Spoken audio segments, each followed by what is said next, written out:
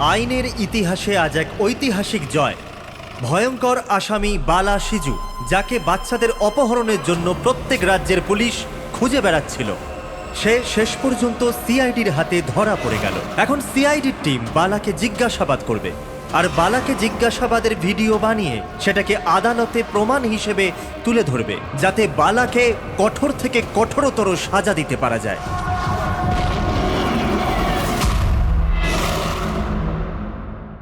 এক কাপ চা পাওয়া যাবে?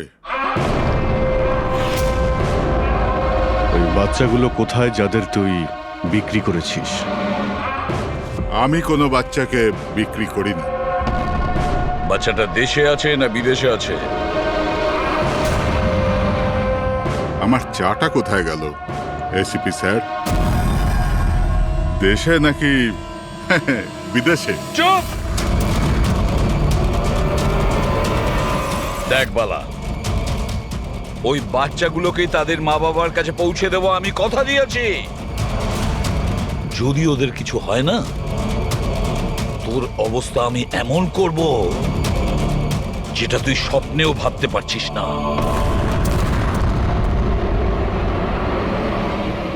এসিপি স্যার আমাকে হুমকি দিচ্ছেন? তোর কপাল ভালো যে আমরা শুধু মুখে বলছি, কিন্তু যদি দয়া থাকতো। তো কি করতো? খুব বেশি হলে আমার জন্য এক কাপ চা নিয়ে আসতো।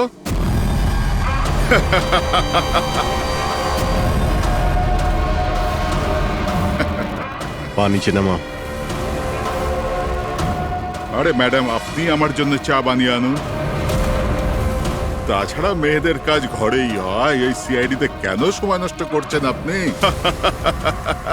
রবি, আর যদি আমার ম্যাডামের হাতের চা ভালো লাগে, হ্যাঁ, তো আমি ওর সাথে বিয়ে করবার ব্যাপারেও ভাবতে পারি। উকিল বাবু, এ কিন্তু বড্ড বাড়াবাড়ি করছে। কি তোর এত সমস্যা হচ্ছে কেন অভি? হ্যাঁ, তোর এই ম্যাডামের সাথে কোনো চক্কর চলছে নাকি রে? এটা কি করলেন আপনি? আমার ক্লায়েন্টের উপর হাত তুললেন আপনি।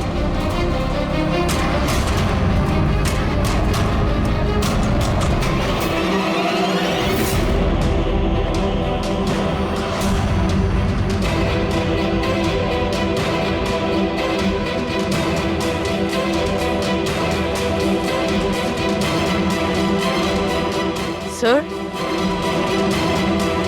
Sir, he's dead. কি?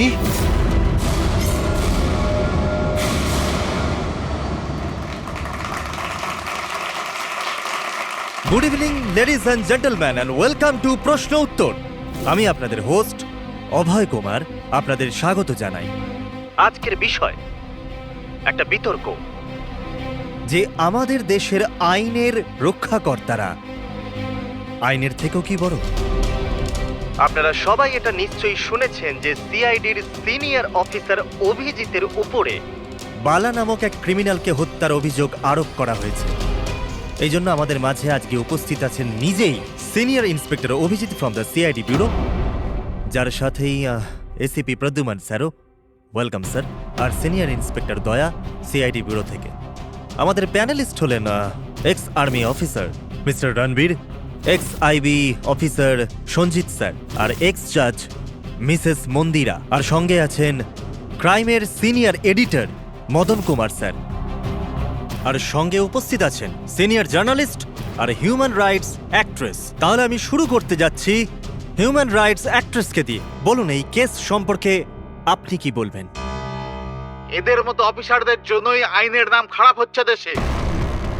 একদম ঠিক। হাতে বন্দুক কি শক্তি এসে যায়? এনাদের মনে হয় কি যা খুশি তাই করবে, আর মানবাধিকারকে মুচড়ে রেখে দেয় এই সব আইন রক্ষকরা। হ্যাঁ, আমি তো বলি এদের থেকে বন্দুকটাই ফেরত নিয়ে নেওয়া উচিত। বন্দুক চালানোর নৈতিকতা কি হতে পারে এদের ধারণাই নেই। আমি তো এটা বলবো যে এরা একটা সিম্পল কথাকে রং চড়িয়ে বলছে। বালা সিআইডিদের সঙ্গে খারাপ ব্যবহার করেছিল, আর এর মধ্যে যদি হাত উঠেই যায়, তার মানে তো এই নয় যে অভিজিতের ওপর খুনের দাগ লাগিয়ে দেওয়া হবে। আর যদি কোনো অপরাধীর হাতে হতো এই খুন, তো তাহলে কি আপনি ছেড়ে দিতেন, বা সাধারণ মানুষের হাতে? না তো। তাহলে যে নিয়ম সাধারণ মানুষের জন্য রয়েছে তা সিআইডির জন্য কেন হবে না? মিস মন্দিরা, আপনি কখন থেকে চুপ করে বসে আছেন? এই বিষয়ে আপনি কি বলতে চান? অভিবাবু, আমি এই জন্য চুপ রয়েছি যে যেই সিআইডির বাহাদুরির প্রশংসা লোকেরা করে থাকে তাদেরকে আজ এখানে অপমান করাটা ঠিক হচ্ছে কি? দেখুন, আমার মনে হয় তর্কের কোনো শেষ নেই। যে অভিজিৎ ঠিক না ভুল, এগুলো নিজস্ব ভাবনার উপর নির্ভর করে। এখন আমি কথা বলতে চাই এসিপি প্রদ্যুম্ন স্যারের সাথে, যার লম্বা কেরিয়ার দেশের প্রতি দায়িত্ব এবং কর্তব্যে পরিপূর্ণ। এই কেসেতে আপনি কার পক্ষ নেবেন? সিআইডির অভিজিৎ স্যারের, নাকি আইনের পক্ষ নেবেন? দেখুন, আজ পর্যন্ত আমি বরাবর আইনকে সমর্থন করেছি, আর পরেও সমর্থন করব। আমি ন্যায়ের পক্ষেই। আর এ কথা বলার কাউকে আমি সুযোগ দেব না যে আইন সিআইডির জন্য একরকম আর সাধারণের জন্য অন্যরকম। যতক্ষণ না এনকোয়ারি কমিশনের ডিসিশন জানাচ্ছে ততক্ষণ senior inspector Abhijit CID duty থেকে সাসপেন্ড থাকবে।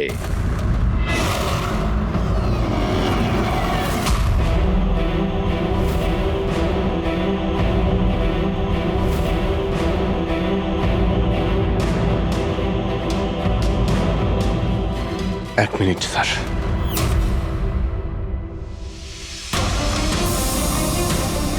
স্যার, আমার ব্যাপারে লোকেরা কি বলল তাতে আমার কিছুই যায় আসে না। এইমাত্র আপনার মুখ থেকে যা শুনলাম তাতে খুব কষ্ট হচ্ছে স্যার। যা কিছু হয়েছিল আপনার সামনেই হয়েছিল, আপনি ওইখানে ছিলেন। আপনার বুকে হাত দিয়ে বলুন তো স্যার, আমি কি ইচ্ছে করে ওই লোকটাকে মেরেছি? আর যদি আপনার উত্তর হ্যাঁ হয়, তাহলে আমি আদালতের সিদ্ধান্ত শোনার আগেই নিজে গিয়ে ফাঁসি কাটে ঝুলে পড়বো স্যার। অভিজিৎ, রিল্যাক্স। না দয়া, অনেক হয়েছে। এরকম অনেকবারই হয়েছে। অনেক সময় দেখেছি কিছু মানুষেরা আমাদের উপরে অপবাদ দেয়, আর স্যার আমাদের পক্ষে থাকার বদলে আমাদের সাসপেন্ড করে দেন। আর আপনারা বড় বড় কথা বলছিলেন মানবাধিকারের। কি বলছিলেন আপনি? আমাদের হাত থেকে বন্দুক নিয়ে নেওয়া উচিত। আজ আপনারা বাড়িতে সুরক্ষিত হয়ে যে হোলি আর দীপাবলি কাটাতে পারেন, সেটা সেই কারণে কারণ আমাদের হাতে বন্দুক রয়েছে। সারা রাত ধরে আমরা জাগি যাতে আপনারা নিশ্চিন্তে ঘুমোতে পারেন। যখন অপরাধী এইখানে কপালে বন্দুক ঠেকায় না আর বুকে গুলি চালানোর জন্য হুমকি দেয়, ঠিক তখন আপনাকে এটা মনে করিয়ে দেওয়া হয় যে আপনি অপরাধীকে গুলি করতে পারবেন না, শুধু পায়ে গুলি করতে পারবেন। সেই দিন আমি আপনাদের কাছে হিউম্যান রাইটস আর মানবাধিকারের স্পেলিং জিজ্ঞাসা করব। সেই দিন। আজ আমি সবার সামনে জোর গলায় বলতে চাই, বালার মতো অপরাধীদের বেঁচে থাকার কোনো অধিকার নেই। এমনি তো আদালত তোকে ফাঁসিরই হুকুম দিত। আগে মারা গেছে বলে এত প্রশ্ন কিসের জন্য? এত বছর ধরে সিআইডি যদি আমার হাত বেঁধে না রাখতো, তাহলে এই অপরাধীদের অনেকদিন আগেই আমি শায়েস্তা করে দিতাম। আর এমনিতেও এমন আইন থেকে কি লাভ যা অপরাধীদের শাস্তি দিতে পারে না? আর সেই আইন আমায় কি সাসপেন্ড করবে? আমি নিজেই আইনকে সাসপেন্ড করছি।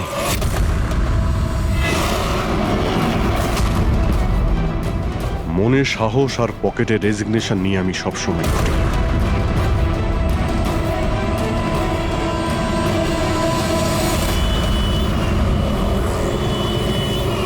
আরে ভাই, আমরা তো হলাম বন্ধু। কি চাই বলো তোমার? এই আমার বন্ধুর জন্য সব নিয়ে এসো আজকে, তুমি আর আমি মিলে। এই চল চল। অভিজিৎ, কি হয়েছে কি তোমার? কোন জায়গায় বসে আছো তুমি? আর কি ধরনের লোক আছে সাথে? চলো ওঠো, ওঠো, চলো বাড়ি চলো। কোথায় যাব? সিআইডি ব্যুরোই তো আমার বাড়ি ছিল, আর ওখানে যাওয়ার আমার পারমিশন নেই। স্যার স্যার সব ঠিক হয়ে যাবে, আপনি আপনি এখান থেকে চলুন। সব ঠিক হয়ে যাবে? এর থেকে আর কি ঠিক হবে? আর এখন আমি সিআইডি অফিসার নই। কোনো হিউম্যান রাইটস, কোনো এনকোয়ারি কমিশন আমার কিছুই করতে পারবে না। সমস্ত অপরাধীদের খুঁজে খুঁজে মারবো আমি। আর তোমরাও আমার কিছুই করতে পারবে না। আর না তোমার ওই এসএপি প্রদ্যুমান। যাও, তোমরা ওর কাছেই যাও। তোমাদের মুখ আমি দেখতে চাই না, যাও। অভিজিৎ, তুমি সজ্ঞানে আছো?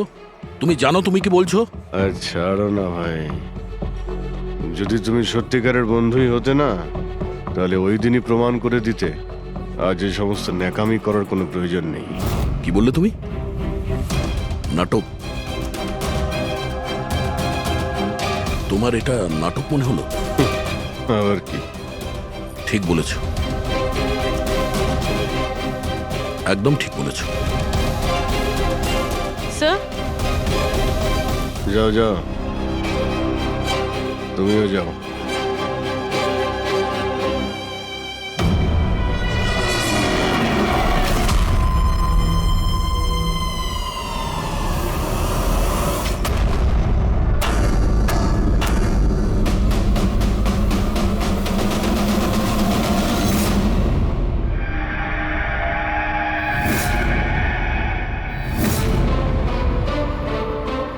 এই, কে এখানে?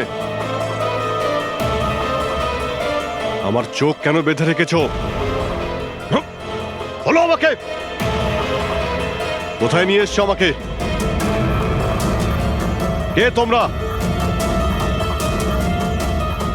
এই, বলো আমাকে।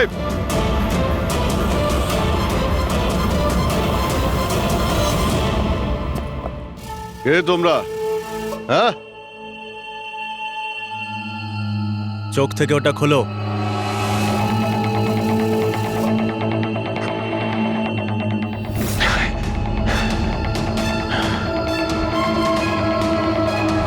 তোমরা জানো কাকে কিডন্যাপ করেছো? একজন সিআইডি অফিসারকে। অভিজিৎ, তুমি আর এখন কোনো সিআইডি অফিসার নও। Senior inspector Abhijit CID duty থেকে সাসপেন্ড থাকবে। ভয় পেও না, আমাদের থেকে তোমার কোনো ভয় নেই। আমাদেরকে নিজের বন্ধু ভাবতে পারো। বন্ধু? তোমরা কারা বলবে? সব জেনে যাবে অভিজিৎ, আমরা কে আর তোমার থেকে কি চাই। অন্ধকারে লুকিয়ে রয়েছো কেন? সাহস থাকলে সামনে এসো। আমরা অন্ধকারে আছি কারণ এই দেশ আর সমাজ আমাদেরকে আলোতে কাজ করতে দেয় না। তার মানে আমরাও তোমার মতো একজন আইনের রক্ষক, কিন্তু তুমি আইনের ছাতার তলায় কাজ করো আর আমরা ওর বাইরে। আমরা অপরাধীদের সরাসরি সুবিচার দিয়ে থাকি, না কোর্ট, না কাছারি, না এনকোয়ারি কমিশন, সোজা মৃত্যুদণ্ড। এক মিনিট, তোমরা কি বলছো? আমি কিছুই বুঝতে পারছি না। চিনতে পারছো একে? এ তো মালবিকা, নামেই সোশ্যালাইট, কিন্তু অনেক আতঙ্কবাদী সংগঠনের সঙ্গে যুক্ত। Good, next. একে আবার চিনব না? সবাই জানে ও রিয়েল এস্টেটের ব্যবসায়ী, কিন্তু তার আড়ালে ড্রাগসের ব্যবসা। উইলিয়াম? এ তো উইলিয়াম। 7টা মার্ডারের কেস আছে এর উপরে। That's right. কিন্তু এদের ছবি তোমরা আমায় কেন দেখাচ্ছ? আমার কাছে কি চাইছো? বলবো, প্রথমে তুমি এটা বলো যে যদি তুমি এটা জানতে পারো যে এই অপরাধীদের আইন কখনোই সাজা দিতে পারবে না, তখন তুমি কি করবে? যদি এরা কখনো শাস্তি না পায় তো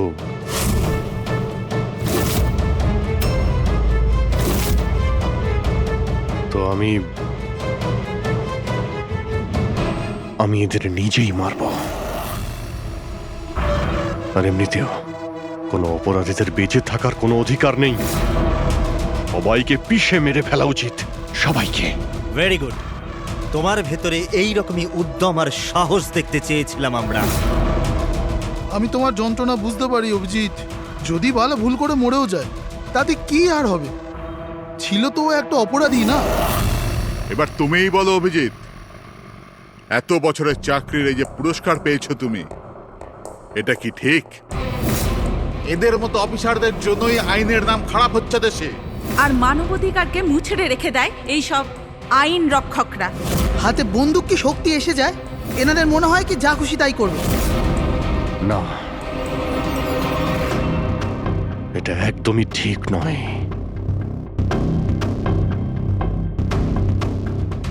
শুধু আমিই জানি সবার সামনে এইভাবে অপমানিত হতে ঠিক কেমন লাগে, কতটা যন্ত্রণা হচ্ছে আমার। আমরা বুঝতে পারছি অভিজিৎ, এই জন্যই তো তোমার দিকে বন্ধুত্বের হাত বাড়াতে চাই।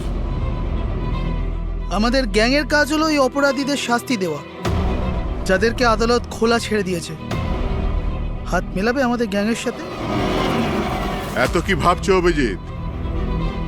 আমাদের সঙ্গে থাকবে নাকি ওই সিস্টেমের সাথে, যে অজান্তে হওয়া একটা ঘটনার জন্য তোমাকে শাস্তি দিয়েছে? আমি জানি না যে তোমরা কারা, তবে লড়াই যখন অপরাধ আর অপরাধীদের বিরুদ্ধে, তখন আমার উত্তর সবসময় হ্যাঁ। কিন্তু এর প্রথমে তোমাকে বিশ্বস্ততার পরীক্ষা দিতে হবে।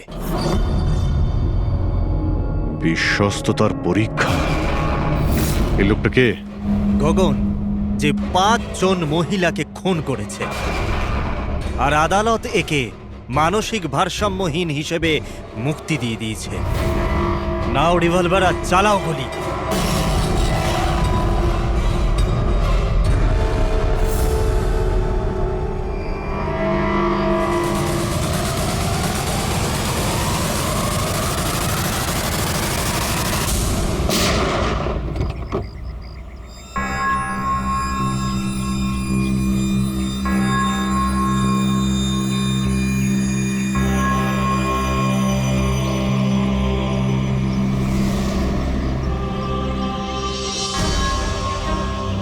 আমাদের ফোনের অপেক্ষা করবেন। আর হ্যাঁ, যা আপনার অসুবিধা হলো না, ওর জন্য সরি। আর একটা কথা মাথায় রাখবেন, ফোন সবসময় নিজের সাথে রাখবেন। যদি বাথরুম যেতে হয় তবেও।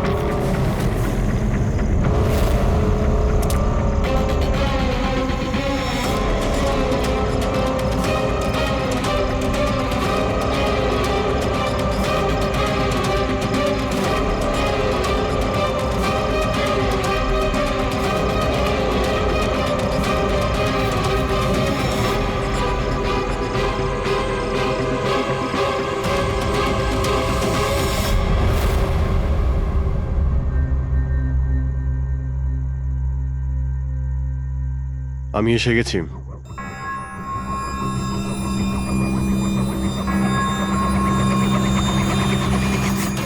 আমাদের সন্দেহই ঠিক। মানে যে গল্পটা আমরা ফেদেছিলাম সেটা বিশ্বাস করেছে ওরা। এটা তো হওয়ারই ছিল। যে জালে ওরা ফেসেছে সেটার প্ল্যান আমরা 1 মাস আগেই করেছিলাম। তবে স্যার, এত নামী অপরাধীদের একের পর এক খুন হওয়া, এটা কোনো কোইন্সিডেন্স হতে পারে না। স্যার, এই সমস্ত অপরাধীদের নতুন শত্রু কে এসছে? সেটাই তো আমি ভাবছি দয়া। এই 5 জনের একটা শত্রু থাকবে সেটা সম্ভব নয়। কিন্তু স্যার, আলাদা আলাদা থাকলে তারা একসাথে হামলা করলো কিভাবে? পুরোপুরি লোকগুলো আলাদা হতে পারে, কিন্তু গ্যাং একটাই, মোটিভও একটাই, খারাপ মানুষগুলোকে শেষ করা। কিন্তু আইনকে নিজের হাতে নিয়ে আলাদা আলাদা শহরে আলাদা আলাদা সময় খুন করা, এত লম্বা প্ল্যানিং কেউ একা করতে পারবে না। একদম ঠিক বলছো অভিজিৎ। মনে হয় তুমি কিছু পেয়েছো। হ্যাঁ হ্যাঁ বস। কি বস, এটা একজন খুনির কাজ নয়, কারণ বেশিরভাগ ক্ষেত্রে একজন খুনির খুন করার পদ্ধতিটা নিজেদের পছন্দ মতো, কিন্তু এক্ষেত্রে সেটা হয়নি। এই দেখো, একে গুলি করা হয়েছে, গুলি অনেক দূর থেকে করা হয়েছে, কিন্তু সেটা সোজা এসে হার্টে বিঁধেছে, 1 ইঞ্চিও এদিক ওদিক নয়। আর একটা, একে মার্শাল আর্টের একটা বিশেষ পদ্ধতি দিয়ে মারা হয়েছে, খুবই বিপজ্জনক, একটা আঘাতেই শেষ। আর এই তৃতীয় মার্ডার? এই তৃতীয় ব্যক্তিকে বিষ দিয়ে হত্যা করা হয়েছে, একটা ছোঁচলো জিনিস দিয়ে বিষটা ইনজেক্ট করা হয়েছে সোজা আর্টারিতে। বিষটা খুব তাড়াতাড়ি রক্তে মিশেছে আর স্পট ডেড। তাহলে তৃতীয় মার্ডারটাও কোনো এক্সপার্টই করেছে স্যার? হ্যাঁ অভিজিৎ, প্রথম শার্প শুটার, দ্বিতীয় মার্শাল এক্সপার্ট, আর তৃতীয় জন খুব ভালো করে ইঞ্জেকশন দিতে জানে। তারা যারাই হোক, মানুষকে বিশেষভাবে মারার প্রশিক্ষণ প্রাপ্ত এরা, যেমন কোন স্পেশাল এজেন্ট। আর হতে পারে এই গ্যাংয়ে এই ধরনের চিন্তা ভাবনা করার মতো আরো লোক আছে, যারা এই সমাজ থেকে অপরাধীদের সরিয়ে দিতে চায়। স্যার, যদি ওরা এত এক্সপার্ট হয়ে থাকে, তাহলে না ওরা কোনো প্রমাণ রাখবে, না কোনো সূত্র। ওদেরকে ধরবো কিভাবে? লোহাই লোহাকে কাটতে পারে পুরবী। এদের গ্যাংকে ধরার একটাই রাস্তা আছে, বালার মৃত্যুর নাটক। সবকিছু প্ল্যান অনুযায়ী হচ্ছিল স্যার। তারপরে ওরা আমাকে ট্রিগার প্রেস করে একটা লোককে মেরে ফেলতে বলে। আর তুমি ট্রিগারে চাপ দিয়েছিলে? Yes sir.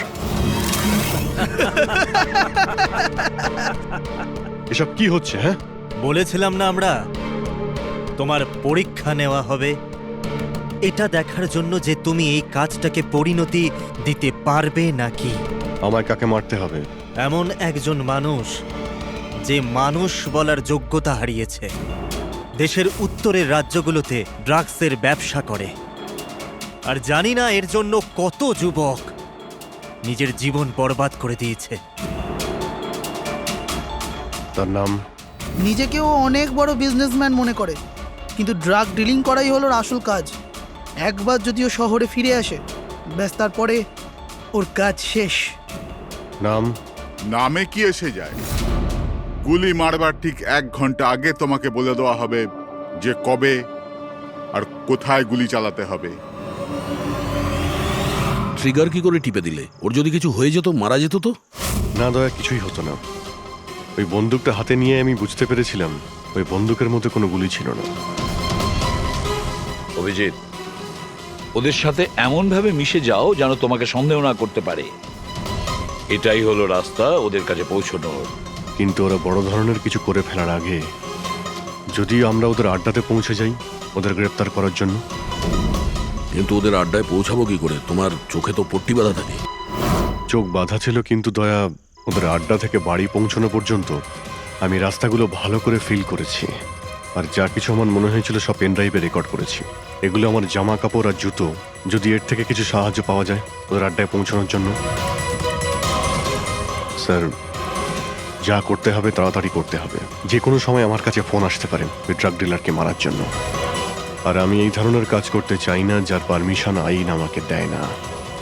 যতক্ষণ আইন না বলছে আমরা কাউকে মেরে ফেলতে পারি না, সে কোনো বড় অপরাধী হলেও।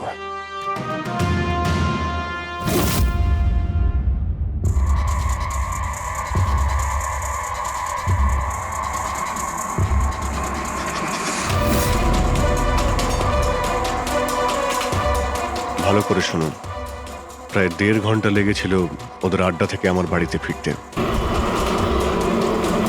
গাড়ির স্পিড 60-এর উপরে যায়নি। 15 মিনিট গাড়ি ট্রাফিক জ্যামে আটকে ছিল। 10-15 আর ঠিক ওই সময় কাউকে শ্মশানে নিয়ে যাওয়া হচ্ছিল। আর হ্যাঁ, যখন আমি আড্ডা থেকে বেরিয়েছিলাম তখন ওখানে কোনো মন্দিরে আরতি হচ্ছিল, যা মাইকে বাজছিল। প্রায় সব মিলিয়ে 6টা সিগন্যালে গাড়ি দাঁড়িয়েছিল, আর প্রায় 5টা ফ্লাইওভার ছিল। প্রত্যেকটা ফ্লাইওভার ক্রস করতে 40 থেকে 50 সেকেন্ড লেগেছিল। রেলওয়ে স্টেশন, একটা ফ্লাইওভারের নিচে রেলওয়ে স্টেশন ছিল, যেখানে ট্রেনের অ্যানাউন্সমেন্ট হচ্ছিল। স্যার, হ্যাঁ বলো। এই দেখুন স্যার, এই দেখুন, অনিকেত কুমার স্যার। সিবিআই 2 দিন আগেই ওর সঙ্গে কথাবার্তা বলেছে। স্যার, দেশে অনেক জায়গায় ও ড্রাগসের ব্যবসা করে। এখন কোথায়? ফ্রেডি স্যার দেখছেন স্যার। স্যার, এটা প্যাডি, ধান। ও ধান, ওই যে তুমি অভিজিতের জামা থেকে যে সুতোটা এনেছিলে সেইটা একটা বস্তা সুতো, পাটের বস্তা। তাহলে ধান আর পাটের সুতো, তার মানে হচ্ছে এটা কোনো গোডাউন, কোনো একটা গোডাউনকে আস্তানা বানিয়েছিল ওরা। এমন একটা গোডাউন যেখানে সবজি বিক্রি হয়, অথবা কোনো ধানের কল। স্যার, স্যার এই রুটটা নিয়েছে এরা। রুটটা সেই রকমই যেরকম অভিজিৎ স্যার বলেছে। আমার মনে হয় এটাই। গুড জব পুরবি। হ্যাঁ ডক্টর সালুকে, কি অভিজিৎকে আনাজের গুদামে রাখা হয়েছিল? অনিকেত আজকে সকালেই গ্রিস থেকে ফিরেছে, এখন অব্দি অফিসেও যায়নি। আচ্ছা, গ্যাং থেকে ফোন আসবে অভিজিতের কাছে, আসবে ফোন।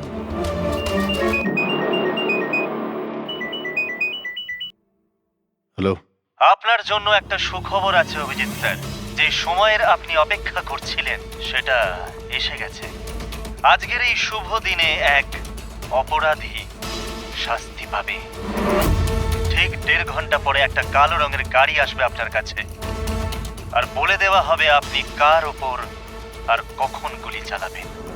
হ্যাঁ, কিন্তু রাইফেল কোনটা? তাতে কি যায় আসে রাইফেল কোনটা?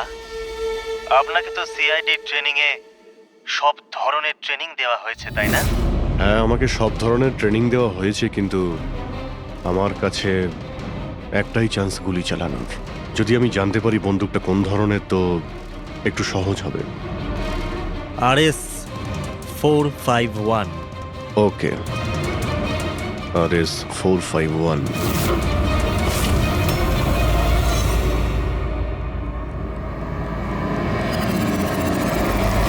এটা কি বলছেন আপনি?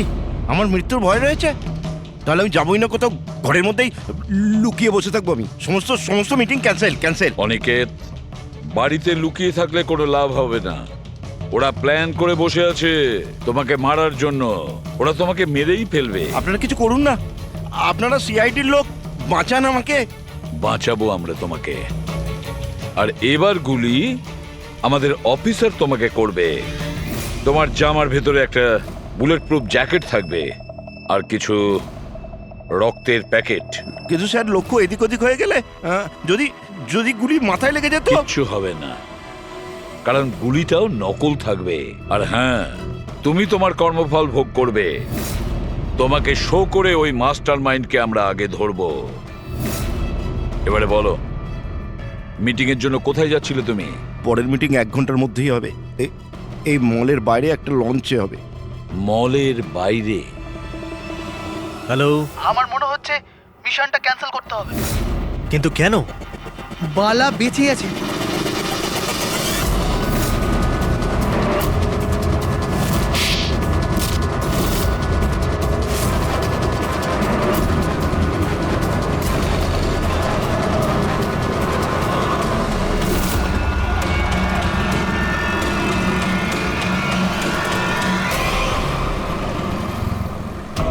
খুব বড় বিশ্বাসঘাতকতা হয়েছে আমাদের সাথে। অভিজিতের হাতে কেউ খুন হয়নি। প্ল্যান ক্যান্সেল করব না আমরা। সিআইডি আর অভিজিৎকে এই বিশ্বাসঘাতকতার চরম মূল্য চোকাতে হবে।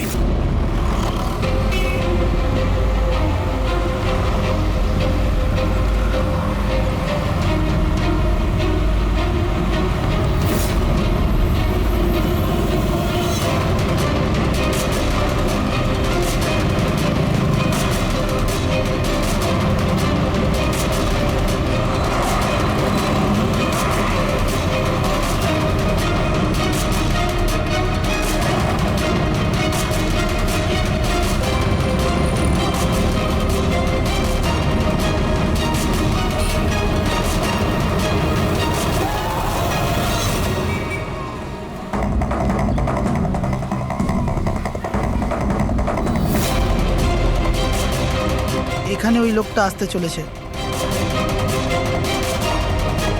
কিন্তু ওই লোকটা কে? অপেক্ষা কর, জানতেই পারবি। চল তোকে ওই জায়গাটা দেখাই যেখান থেকে তোকে গুলি চালাতে হবে ওর উপর।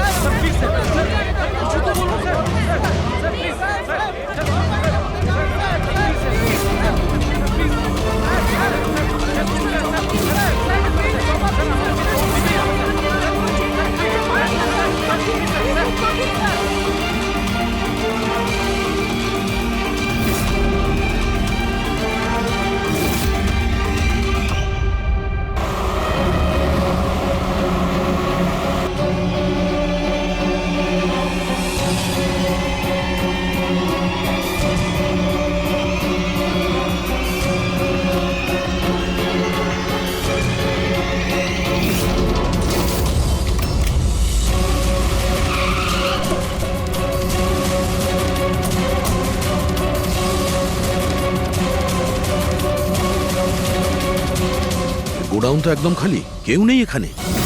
হ্যাঁ স্যার, এটা তো সেই গুদাম নয় যেটা আমরা খুঁজছি। ও দাদা ভাই, কে আপনারা? কি চাই? তুমি এখানে কাজ করো? ইয়েস। এই গোডাউনকে ব্যবহার করছিল কি? না তো, গত 2 বছর ধরে বন্ধ পড়ে আছে। এই গোডাউনটা আমার বস বিক্রি করতে চায়, তা আপনি কি কিনবেন? যদি এটা ওই গোডাউন না হয় তাহলে কোন গোডাউনটা?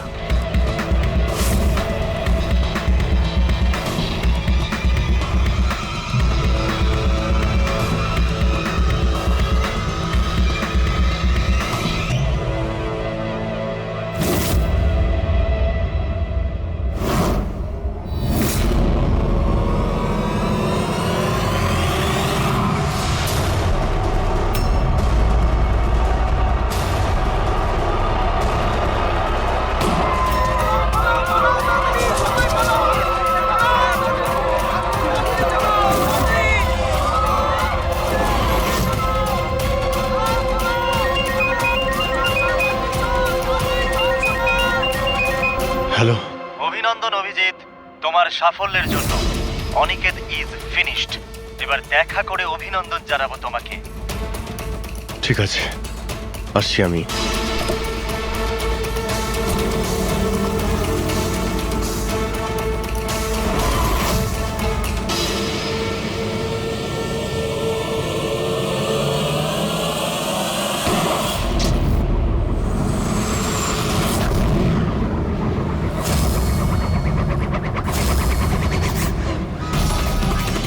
পঙ্কজ, ধরো, ছাড়বে না ওকে।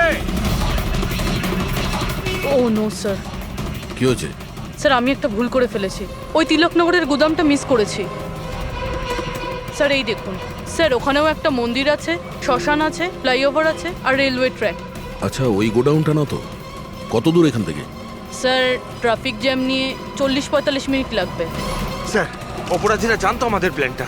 অভিজিৎ স্যারের নকল গুলি চালাবার কথা। অভিজিতের সামনে বিপদ, দয়াকে ফোন করতে হবে। দয়া, দেখো অনিকেতকে কেউ গুলি করেছে, আসল গুলি। হ্যাঁ, অভিজিতের সামনে বিপদ। ওদের আড্ডা জানতে পেরেছো? না স্যার, খুঁজছি। তাড়াতাড়ি তাড়াতাড়ি দয়া, আমাদের হাতে টাইম নেই।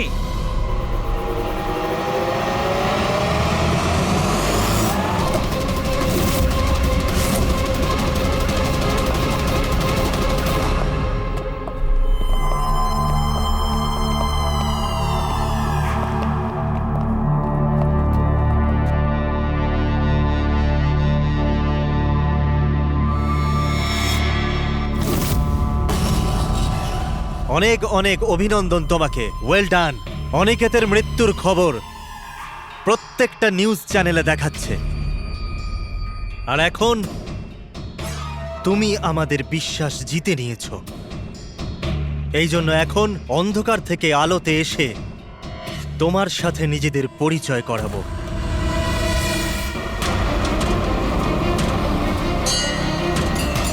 এই মন্দিরটা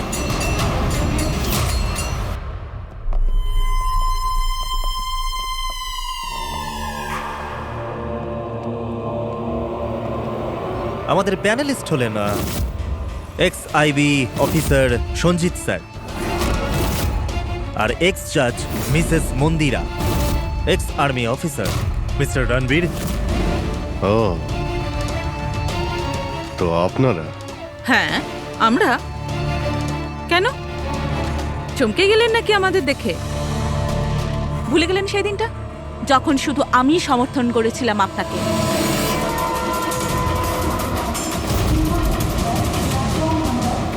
এই হচ্ছে রেলওয়ে স্টেশন। অভিজিৎ, আমাদের সবাইকার লক্ষ্য এক, অন্যায় সাফ করা।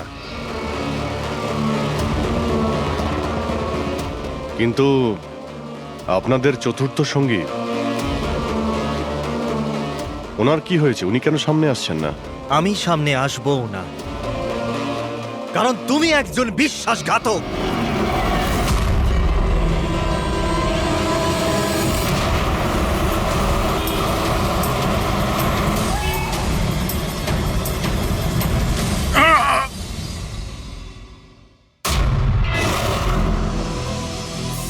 বালা বেঁচে আছে? হ্যাঁ, এ বেঁচে আছে, কারণ এই সব কিছু সিআইডির প্ল্যান মাফিক কাজ ছিল আমাদের ফাঁসানোর জন্য। আর এই হচ্ছে শ্মশান ঘাট। আর অনিকেত? সেও নিশ্চয়ই জীবিত আছে, নিশ্চয়ই এই অভিজিৎকে নকল গুলি মেরেছে। অভিজিৎ, এই বেইমানির জন্য একটাই সাজা, শুধু মৃত্যু, শুধুই মৃত্যু। তুমি আর বালা দুজনেই মরবে, দুজনেই। আর তোকে আমরা মারবো না, তোকে এ মারবে। আমি কেন? কেননা একজন বাহাদুর এবং সৎ ইন্সপেক্টরকে মারা আমাদের নীতির বিরুদ্ধে। চল তুই মার, নইলে আমরা তোকে মারবো। ও তো আপনারা এমনিই মারবেন। না, আমরা তোমাকে আর একটা সুযোগ দেব। চালাও গুলি। নেবালা, পিস্তল নে। এই নে।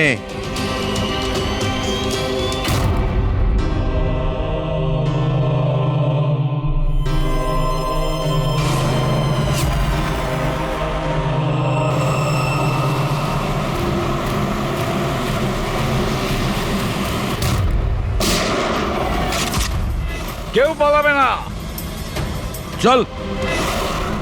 আমি আপনাদের হোস্ট অভয় কুমার। আমরা যা করেছি তাতে আমাদের কোনো আফসোস নেই।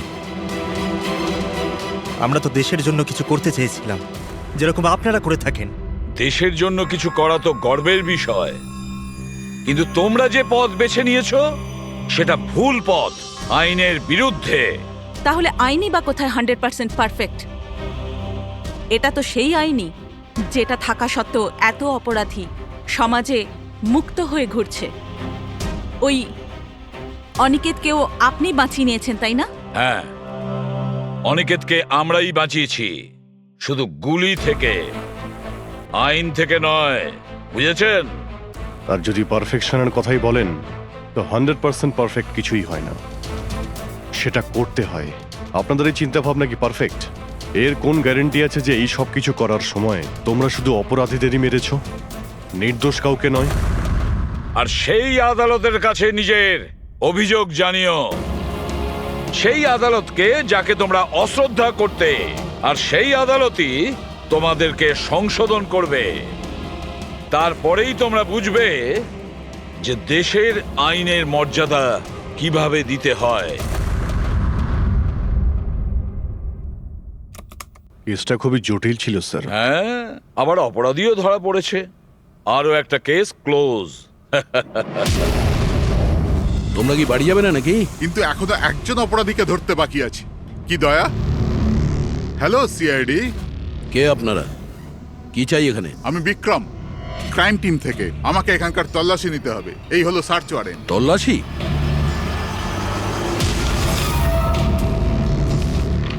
আমাদের আপনাদেরকে অনুরোধ যে আপনারা সবাই আমাদের সাথে কমপ্লিটলি কোঅপারেট করতে থাকবেন।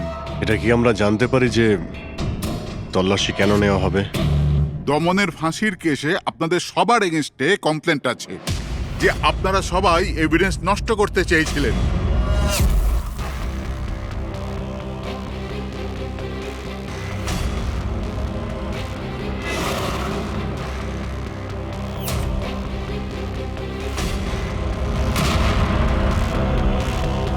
তল্লাশি শুরু করো।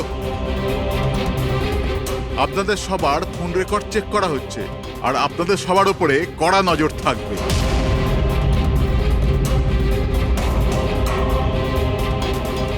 আর হ্যাঁ, আপনাদের সবার সাথে একা একা প্রশ্ন উত্তরও করা হবে। আমার আপনাদের ব্যক্তিগত পরামর্শ হলো, যাই বলবেন একদম সত্যি বলবেন। এটাই সিআইডির ভবিষ্যৎ তৈরি করবে। এই আমরা সিআইডির কোনো গ্যাসের বেলুন নয়। আর তুমি কে আমাদের ফিউচার ঠিক করার? হ্যাঁ, সিআইডির অস্তিত্ব সত্যের উপরে দাঁড়িয়ে রয়েছে, মিথ্যের উপরে নয়। হ্যাঁ হ্যাঁ, আমি জানি আপনারা সিআইডির লোক, জানি আমি।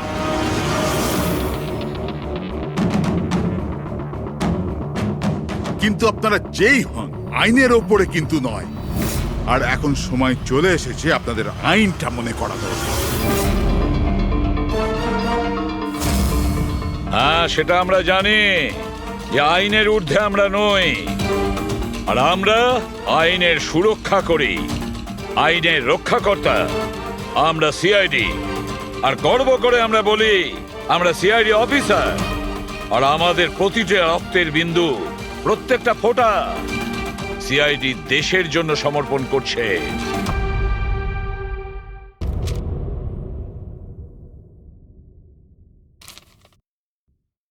আমরা আপনাদের কেসটা খুব ভালো করে দেখলাম এবং আপনাদের কথাও শুনলাম। এটা পরিষ্কার যে আপনারা প্রোটোকল ভেঙেছেন।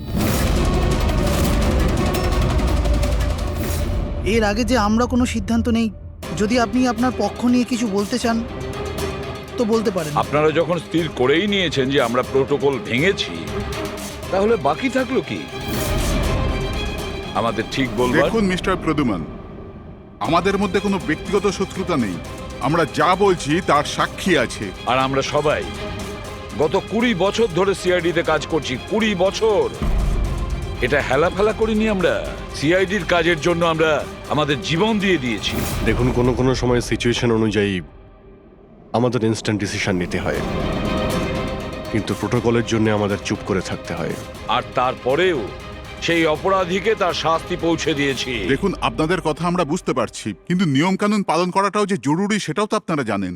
সবসময় নিয়মের উপর ডিপেন্ড করা যায় না স্যার। আমাদের কাজটাই এইরকম, সিচুয়েশন অনুযায়ী আমাদের ইনস্ট্যান্ট ডিসিশন নিতে হয়। আর যেখানে দয়ার প্রসঙ্গ বলছেন আপনারা, সেখানে প্রোটোকল ভাঙার দরকার ছিল, প্রয়োজন ছিল। দয়া একজন সাহসী ইন্সপেক্টর স্যার, সিআইডির জন্য সবকিছু করতে পারেন। আমরা কোনোভাবেই ওকে হারাতে চাইছি না। এরপরেও যদি আপনাদের মনে হয় যে আমরা প্রোটোকল ভেঙেছি, তাহলে যে শাস্তি আপনারা দেবেন আমরা অ্যাকসেপ্ট করব।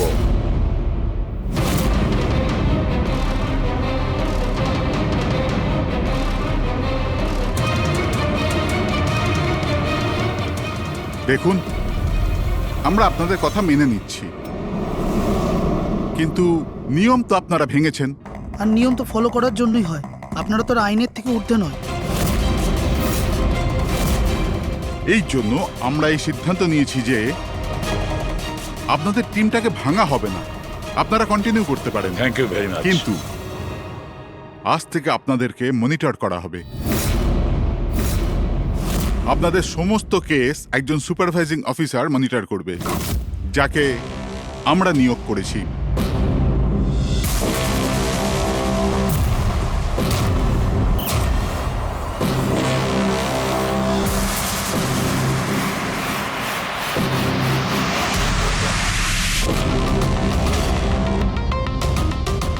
হ্যালো, আমার নাম শীতল। আজ থেকে শীতলই আপনাদের মনিটর করবে। মনিটর করবে মানে এইটা হলো যে আপনাদের কেসের যাই অ্যাক্টিভিটি হোক, সেটা শীতল আমাদের বলবে। আপনাদের কেসগুলোর সমস্ত খবরাখবর রাখবার অধিকার থাকবে শীতলের। আপনাদের টিম আগে থাকবে কি থাকবে না, এটাও আমরা শীতল ম্যাডামের রিপোর্টের পর সিদ্ধান্ত নেব। দেখুন, আজ পর্যন্ত আপনারা যা চেয়েছেন করেছেন, কিন্তু এখন সিচুয়েশন বদলে গেছে। আজ থেকে আপনাদের সমস্ত কেসে শীতলকে ইনভলভ করতে হবে।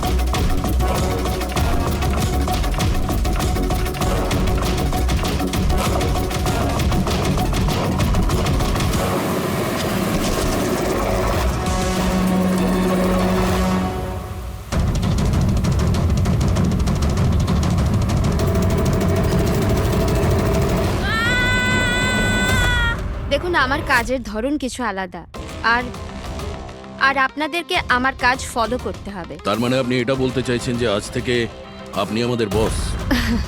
না না, I don't like the word boss. Boss বলা উচিত হবে না। দেখুন, আমি এখানে এসেছি আপনাদের কেসগুলো স্মুথলি হ্যান্ডেল করার জন্য, আর আমি চাইবো যে এখানে আমার ডিসিশনে ফাইনাল হবে। দেখুন প্লিজ, রাগ হওয়ার কোনো কারণই নেই, কারণ আমি শুধু অর্ডার্স ফলো করছি। ইনফ্যাক্ট আমার কাছে অর্ডার্স আছেও, আর এখানে পরিষ্কার লেখাই আছে যে আজকের পর যে কেসেরই আপনার ইনভেস্টিগেশন করবেন ওটা আমার নজরের মধ্যে থাকবে। ইনফ্যাক্ট আমার লুক রাখতে হবে, আর প্রত্যেকটা ইনভেস্টিগেশন কেসের রিপোর্ট আমাকে দিতে হবে, and that also includes forensic investigation. আর এখানে এটাও লেখা আছে যে কোনো সাসপেক্টের সাথে যে কোনো ফিজিক্যাল ভায়োলেন্স করার আগে আমাকে জিজ্ঞেস করতে হবে। আর দেখুন, হ্যালো এসিপি প্রদ্যুমান। আচ্ছা ঠিক আছে, আমরা আসছি। ওকে, দুটো খুন হয়েছে, আমাদের বেরোতে হবে। এত তাড়াতাড়ি বেরোবেন আপনারা? ফাইন্ড আউট করবেন না যে ওই কলটা ফ্রড নাকি সত্যি সত্যি মার্ডার হলো কিনা, এভাবে বেরিয়ে যাবেন?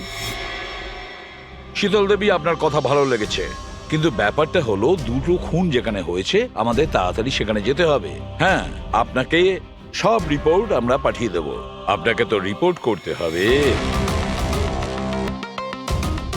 Let's go.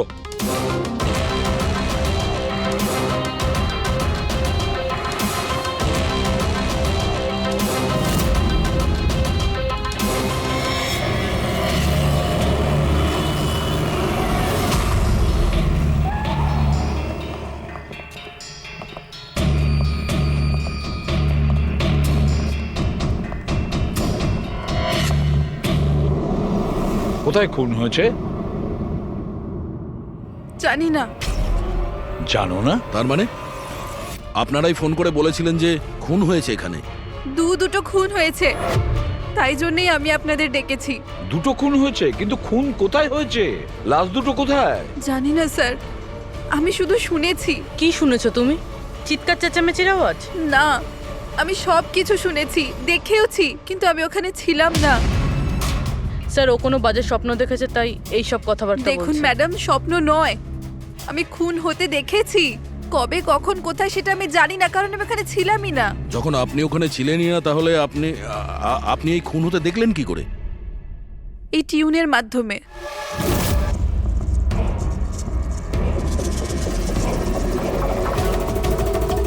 এই বিটটায় অনেক বৃষ্টি হচ্ছে, আশেপাশে গাছ আছে, আর একটা ভাঙা বোটও আছে। এই ড্রামটায় কেউ এই লোকটাকে টেনে নিয়ে যাচ্ছে, আর এই বিটটাতে ওই লোকটা ওকে পাথর দিয়ে মাথায় মারছে। আচ্ছা, তুমি ওদেরকে খুন হতে দেখেছো মিউজিকের পার্ট শুনে? এটা হয়নি তো যে এগুলো তোমার শুনে কিছু ভেবেছো, আন্দাজ করেছো? স্যার, আমি গেস করিনি। এই মিউজিকে আমি দেখতে পাচ্ছি। কিন্তু মিউজিকে খুন হতে দেখা কিভাবে সম্ভব? ম্যাম, অনন্যার শরীর খারাপ, তাই এরকম কথা বলছে। আপনি কে? স্যার, আমার নাম লতা, আমি এখানকার মেট্রন। আমি ওকে ছোটবেলা থেকে চিনি, যখন থেকে ও অরফেনেজে এসেছে। কি অসুখ হয়েছে অনন্যার? স্যার, ওর সিনেস্থেসিয়া আছে। সেনেথেসিয়া? ম্যাম, একটা কন্ডিশন আছে। নর্মাল কন্ডিশনের মানুষরা মিউজিক শুনতে পায়, কিন্তু এই কন্ডিশনে মানুষ মিউজিক শুনতে শুনতে ভিজুয়ালও দেখতে পায়, আর মিউজিক শুনতে শুনতে ভিডিওর মতো দেখতে পায়। আপনি তার মানে বলতে চাইছেন যে অনন্যা সাউন্ড দেখতে পায়? Yes sir. কি করে? আপনি চোখ বন্ধ করুন আর ইমাজিন করুন ড্রাম বিট শুনতে পাচ্ছেন। নিন, কল্পনা করছি। আপনি কি দেখতে পাচ্ছেন? ড্রাম বিটের আওয়াজ শুনতে পাচ্ছি, কিন্তু আমি কিছু দেখতে পাচ্ছি না। এটা নর্মাল কন্ডিশনে হয়, কিন্তু সিনেস্থেসিয়াতে মানুষ মিউজিকের সাথে নিশ্চয়ই কিছু না কিছু দেখতে পায়। যেমন কিছু মানুষদের দেখতে পায়, রং দেখতে পায়, বা যে কোনো কিছু দেখতে পায়। তার মানে এই মিউজিকের পার্ট শুনে তুমি ওই খুন দুটো হতে রেখেছো? হ্যাঁ। আমার মনে হচ্ছে যে অনন্যা মিউজিক শুনে যেটা দেখছে ওটা আসলে নেই। ও ওটাকে ভিজুয়ালাইজ করছে, যেমন আমরা স্বপ্নে দেখি, কিন্তু স্বপ্নতে যেটা আমরা দেখি সেটা ভিজুয়ালাইজ করি, কিন্তু সেটা সত্যিকারের হয় না। স্যার না, স্যার আমি যেটা দেখছি সেটাই বাস্তব। যেটা আমি দেখছি সেটা খুব ভয়ঙ্কর, যেন আমি টিভিতে কাউকে মার্ডার হয়ে যেতে দেখছি। আর দুটো আলাদা আলাদা মিউজিকে দুটো আলাদা আলাদা খুন হচ্ছে, একটা পাথর দিয়ে হচ্ছে আর একটা ক্রোবার দিয়ে। আচ্ছা, আর একটা খুনের ব্যাপারে তুমি কিছু বলতে পারবে? খুনটা কোথায় হয়েছে, তার আশেপাশে কোথায় কি ছিল, খুনি কে, কি করছিল?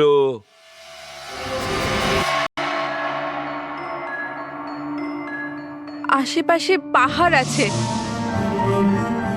একটা লোক নিচে পড়ে আছে, নিজেকে বাঁচানোর চেষ্টা করছে।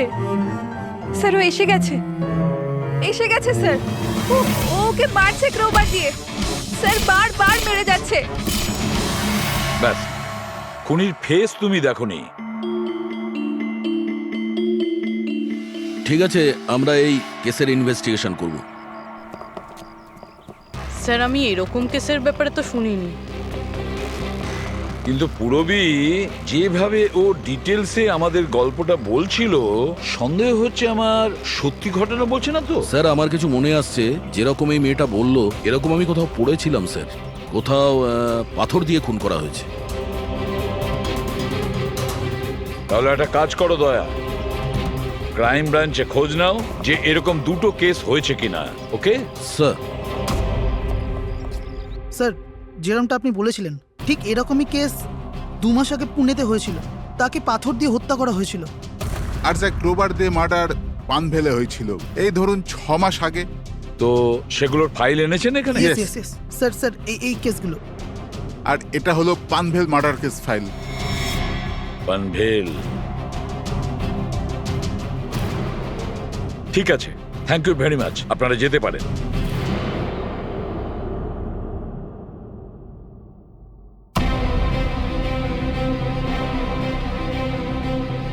আমি খুন হতে দেখেছি, আশেপাশে গাছ আছে আর একটা ভাঙা বোটও আছে।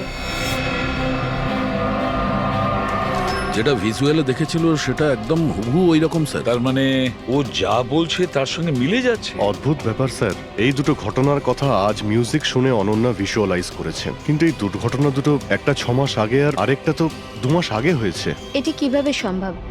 যে মেয়েটা এই ক্রাইম সিনে ছিলই না, সে সবকিছু ভিজুয়ালাইজ কি করে করলো? আমি মানি না। আর বাই দ্য ওয়ে, এই সিনেস্থেসিয়া কি? আসলে এটা বোঝানো খুব কঠিন, কিন্তু আমি চেষ্টা করছি বোঝানোর।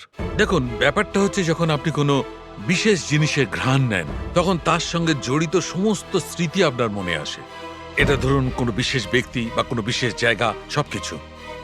ধরে নিতে পারেন যে এই গন্ধ এক প্রকার আপনার মেমোরিকে ট্রিগার করে, কিন্তু এটা শুধুমাত্র সিনেস্থেসিয়ার কন্ডিশনই হতে পারে। এই কেসে সুগন্ধর জায়গায় কোনো মিউজিকে পেয়ে গেছে। এক্স্যাক্টলি। এবার দেখুন, মেয়েটি একটা বিশেষ ধরনের মিউজিক শুনেছে। ওই মিউজিকটার একটা বিশেষ জায়গায় একটা বিশেষ ধরনের প্রিলিউড ব্যবহার করা হয়েছে, যেটা ওকে একটা গাছের স্মৃতি মনে করিয়ে দেয়। আর আরেকটা ইনস্ট্রুমেন্টেও লোকটাকে দেখেছিল। এক্স্যাক্টলি। বাস আমার মনে হয় খুনি এই খুনের ঘটনাটাকে কোনো বিশেষ পদ্ধতিতে মিউজিকে কনভার্ট করেছে। মানে হচ্ছে যখন মিউজিক বাজে তখন ওই ঘটনার সঙ্গে জড়িত সমস্ত জিনিস, সমস্ত জায়গা স্মৃতিকে আলোড়িত করে। কিন্তু এই সমস্ত কিছু সেই ভিজুয়ালাইজ করতে পারে যার সিনিস্থেসিয়া রোগ আছে, অন্য কেউ নয়। আর এইটাই ওই অরফানেজের মেট্রনও বলেছে। আপনাদের কাছে এইসব কিছু অদ্ভুত লাগছে না? যাই হোক, কেস সলভ করা আমাদের কাজ। স্যার, হতে পারে এই খুনিরও এই সিনেস্থেসিয়ার অসুখ আছে, আর ওই এই মিউজিক রেকর্ড করেছে, কারণ এই মার্ডার আর ক্রাইম সিনের ব্যাপারে ওই জানে। কিন্তু জানতে কি করে পারবো যে এই মিউজিকটা কম্পোজ করে ইন্টারনেটে কে আপলোড করলো? আর সেটা খুঁজবই বা কি করে স্যার? ফেডরিক, ইন্টারনেট খোলো, দেখো ইন্টারনেটে এই পার্টিকুলার মিউজিক পিসগুলো যেগুলো দুটো কেসে আছে সেগুলো কোথাও আছে কিনা।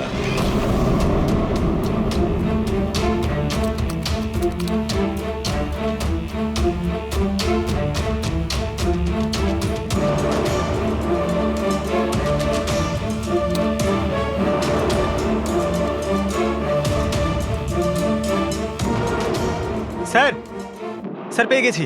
স্যার, দুটো টিউনই একই গানের। একটা ইন্ডিয়ান টিম বানিয়েছে। ডেকে নাও ওই ব্যান্ডের লোকেদের। Okay sir.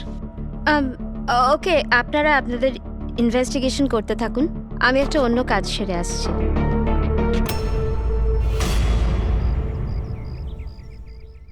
অনন্যা, আমার নাম শীতল। আমার তোমার সাথে কিছু কথা বলার ছিল। আমরা কি কথা বলতে পারি? অনন্যা, দেখো অনন্যা, আই প্রমিস বেশি সময় নেব না, ব্যাস 5 মিনিট।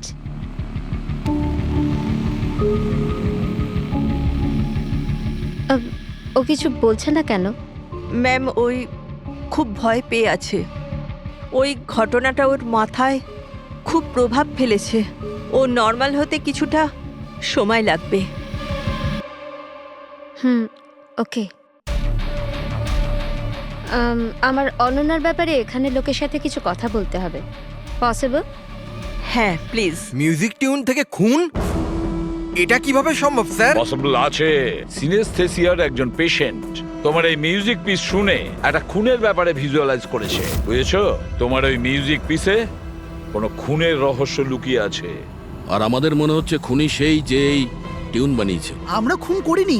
আর আর সত্যিটাই হলো যে এই টিউন আমরা কম্পোজই করিনি। এই টিউন আমরা ফ্রি সাইট থেকে ডাউনলোড করেছিলাম। কোন সাইট থেকে ডাউনলোড করেছিলে দেখাও। দেখুন স্যার, এই দেখুন স্যার। স্যার, এই টিউনটা আমাদের পছন্দ হয় তাই ডাউনলোড করে আমরা গানে দিয়ে দিই। কে আপলোড করেছিল এই টিউনটা? স্যার, এটা অজ্ঞাত, অ্যানোনিমাস। অজ্ঞাত? আমাদের সেই অজ্ঞাতকে খুঁজতে হবে। ম্যাম, ও আমাদের স্টাফ। ও হলো পূজা, ও হলো রমেশ, ও আরতি। এমনিতে ও এনজিওতে কাজ করে, কিন্তু আমাদের এখানে প্রায়ই আসা যাওয়া করে। আপনাদের কিছু বলার ছিল অ্যাকচুয়ালি অনন্যার ব্যাপারে। আপনারা কি অনন্যার ব্যাপারে কিছু বলতে পারেন আমায়? যেমন ও কোথা থেকে এসেছিল, কবে এসেছিল, আর ওভারঅল অরফানেজে অনন্যার ব্যবহার কেমন? অনন্যা খুবই অদ্ভুত মেয়ে, সব সময় যেন ডিস্টার্ব থাকে। ও এখানে কবে এসেছিল? ছোটবেলা থেকেই, কিন্তু ওকে ভিন্ন ভিন্ন দুবার লোকে অ্যাডপ্ট করেছিল, কিন্তু জানি না কেন কিছুদিন রাখার পর আবার এখানে এসে ফিরিয়ে দেয়। কেন? এর কারণ? নিশ্চয়ই ওর খারাপ ব্যবহারের জন্য, ওর মাঝে মাঝে ঝগড়া করার জন্য, মাঝে মাঝে ভায়োলেন্ট হয়ে যেত। ব্যাস এই অভ্যেসটা ওর ছোটবেলা থেকেই ছিল। কি ভুলভাল বলছো তুমি? অনন্যা এমন নয়, এসব ভুল বলছে। ম্যাম, সত্যি আমি এখানে প্রায় আসা যাওয়া করি, কিন্তু কখনো অনন্যাকে এমন আচরণ করতে দেখিনি। ও সবই ভুল বলছে। তো তাহলে সত্যিটা কি? সত্যিটা এটাই, অনন্যা ছোট থেকে খুব কষ্টে বড় হয়েছে। হ্যাঁ, এর জন্য কখনো কখনো ও অদ্ভুত ব্যবহার করে থাকে। অদ্ভুত ব্যবহার নয় ম্যাডাম, এটা ভেবে নিন অনন্যাকে যদি কেউ ক্রস করেছে তাহলে ওর সাথে দুর্ঘটনা হবেই হবে। এই তো আগের মাসে অরফানেজের বাচ্চাদের সাথে কি হয়েছিল মনে নেই নাকি? কেন ভুলভাল বলছো? কি হয়েছিল বলো। ম্যাম, আগের মাসে একটা বাচ্চার ফুড পয়জন হয়ে গেছিল, আর ওই দিনই ওর ঝগড়া অনন্যার সাথে হয়েছিল। আচ্ছা, তার মানে তুমি বলছো যে এটা অনন্যা করেছে? হ্যাঁ। ভেবে চিন্তে কথা বলো রমেশ, খুবই বাজে কথা বলছো অনন্যার নামে। মেট্রন, অনন্যাকে অরফানেজ থেকে দুটো ফ্যামিলি অ্যাডপ্ট করেছিল, কিন্তু তারা ফেরত পেয়ে যায়। এর পিছনে কোনো কারণ তো থাকবেই। হয়তো অনন্যারই কোনো দোষ ছিল, খামতি ছিল। আমি মানতে পারলাম না। এনিওয়ে, অনন্যার ব্যাপারে কি কোনো ফাইল আছে যেখানে ওসব ডিটেলস আছে? সেটা কি আমি দেখতে পারি? হ্যাঁ, নিশ্চয়ই।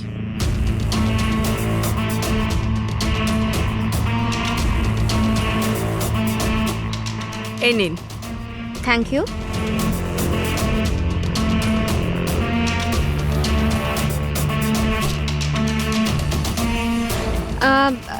থ্যাংক ইউ মেট্রন, কিন্তু আমাকে এখনই বেরোতে হবে। আচ্ছা, আমি এই ফাইলটা কদিন বাদে ফেরত দিলে কি চলবে? হ্যাঁ।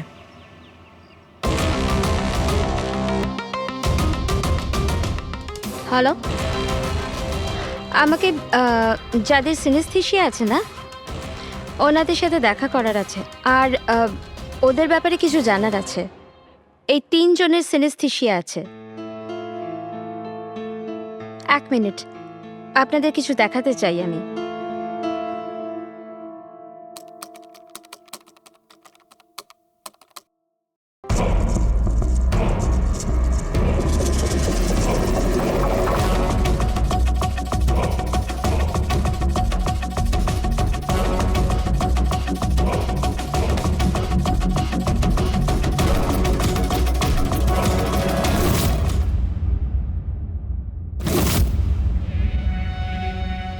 এখন আপনি বলুন, আপনি এই টিউনটা শুনে কি ভিজুয়ালাইজ করলেন?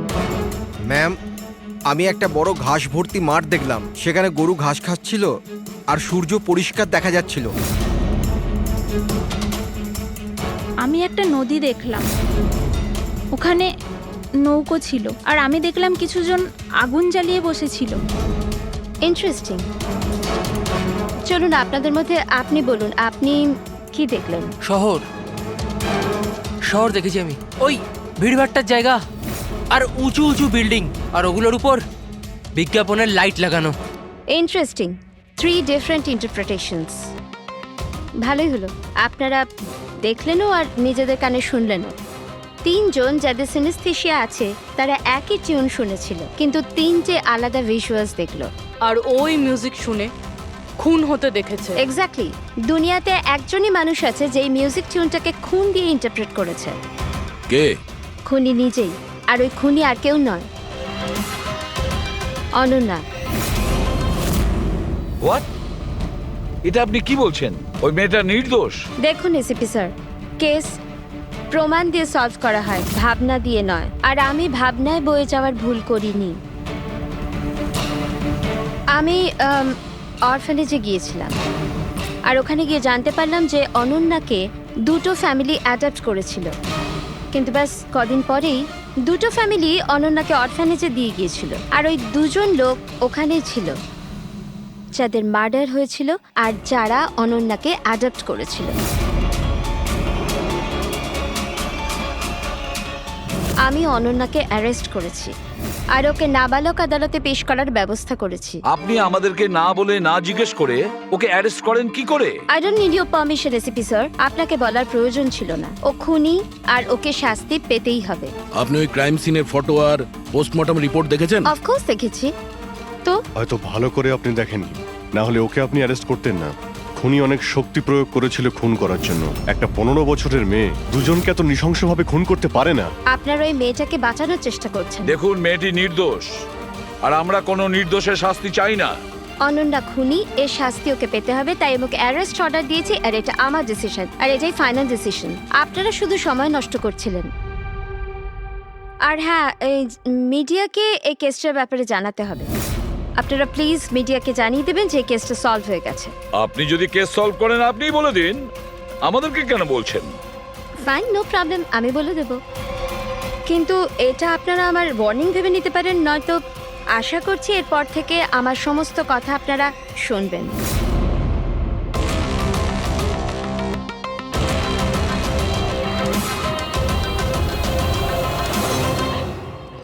আপনারা এটা জেনে খুবই খুশি হবেন যে এই কেসটা সলভ হয়ে গেছে। ম্যাম, কে খুনি? খুনি একটা 16 বছরের মেয়ে যার নাম অনন্যা। বেশ কিছুদিন ধরেও আমাদের সবাইকে বোকা বানিয়ে দিব্যি ঘুরছিল। কিন্তু আমি ওকে অ্যারেস্ট করে নিয়েছি। ম্যাম এই কেসটা অনেক পুরনো না? হ্যাঁ, এই কেস বেশ পুরনো ছিল। ইনফ্যাক্ট বেশ কিছুদিন ধরে ওটা ক্রাইম ব্রাঞ্চের খরচের খাতায় পড়েছিল, কিন্তু সিআইডি যখনই টেক ওভার করলো 24 ঘন্টায় কেস সলভ। তো ম্যাম আপনিও সিআইডির একজন? আগে হ্যাঁ, আমি আজই সিআইডি টিম জয়েন করেছি অ্যাজ দ্য সুপারভাইজার। আর জয়েন করতেই একদিনে কেস সলভ হয়ে গেল। যদি এই কেস অনেক সময় থেকে ঠান্ডা হয়েছিল, সিআইডি তাহলে কেন টেক ওভার করেনি এটাকে? কারণ এই টিমে আগে আমি ছিলাম না, এই জন্যে। কিন্তু ম্যাম অন্য অনেকে তো ছিল টিমে। হ্যাঁ, এনারা প্রায় 20 বছর ধরে আছেন আর মামলা তদন্ত করতেই থাকেন, কিন্তু আসলে ওনারা কখনো কখনো ভাবুক হয়ে যান। আর কোনো কেসে ভাবুক হওয়া মানে ইনভেস্টিগেশন থেমে যায়। ইনভেস্টিগেশনের জন্য কেবল লজিকের দরকার, যেটা আমি করেছি, আর কেস সলভ হয়ে গেছে। এক মিনিট, আমি আপনাদের ভুল ধারণা শুধরে দিচ্ছি। আসলে এই কেসটা এখনো পুরো সলভ হয়নি। হয়নি? এই তো একটু আগে বললো যে কেস সলভ হয়ে গেছে। স্যার স্যার এই কেসে আর কি বেঁচে আছে? খুনি তো ধরা পড়ে গেছে। একদমই না, খুনিকে আমরা এখনো ধরতে পারিনি। কিন্তু ম্যাডাম তো বলছেন যে খুনি ওই মেয়েটাই। এরকম ম্যাডামের মনে হচ্ছে। আমাদের ইনভেস্টিগেশনের হিসেবে হয়তো ওই মেয়েটা নির্দোষ। স্যার তাহলে আসল খুনি কে? ইনভেস্টিগেশন চলছে, খুব তাড়াতাড়ি আপনাদের সামনে সত্যিটা চলে আসবে। I'm sorry, no more questions. সময় নেই আর। Thank you so much for coming. Thank you. আপনাদের সাহস কিভাবে হয় এই মিডিয়ার সামনে আমাকে ইনসাল্ট করার? আপনাদের এই ব্যবহারটা আমি দেখে নিলাম, and trust me, there will be consequences. খুব দ্রুত আমাদের খুনিকে ধরতে হবে, না হলে শীতল পদে পদে আমাদের বাধা দেওয়ার চেষ্টা করবে। অভিজিৎ, প্রথমে এটা খোঁজ নিয়ে দেখতে হবে যে ও যে সময় খুন হয়েছিল তখন ও কোথায় ছিল। আমাদের একটা টিম পুনে পাঠাতে হবে এই কেসটাকে তদন্ত করার জন্য, আর আরেকটা টিম পাঠাতে হবে পানভেলে। আপনারা এটা জেনে খুবই খুশি হবেন যে এই কেসটা সলভ হয়ে গেছে। খুনি একটা 16 বছরের মেয়ে। ইনফ্যাক্ট বেশ কিছুদিন ধরে ওটা ক্রাইম ব্রাঞ্চের খরচের খাতায় পড়েছিল, কিন্তু সিআইডি যখনই টেক ওভার করলো 24 ঘন্টায় কেস সলভ।